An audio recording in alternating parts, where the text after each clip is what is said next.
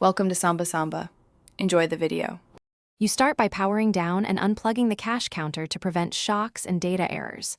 Once done, clear bills and lay a 0. 5-meter workspace with good light so parts don't get lost. Make sure you document model and serial and take photos of the feed path before opening panels. This saves reassembly time.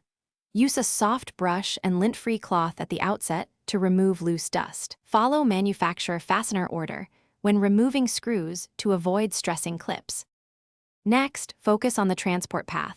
Remove the hopper and stacker so you can access rollers and sensors. Use 70% isopropyl on a lint-free cloth to clean rollers.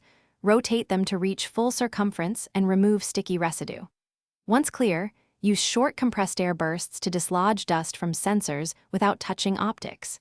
Inspect belts and rollers visually.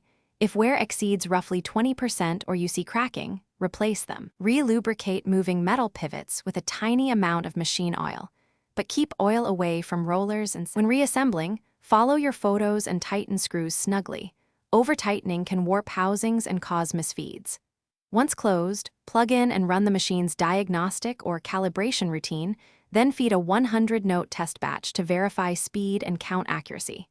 If you notice persistent jams or miscounts, pause and check sensor alignment and belt tension first. These are the usual culprits. If problems continue, swap in a known good part, like a roller or sensor module, before assuming complex electronics are at fault. Thanks for watching. Consider subscribing if we helped you.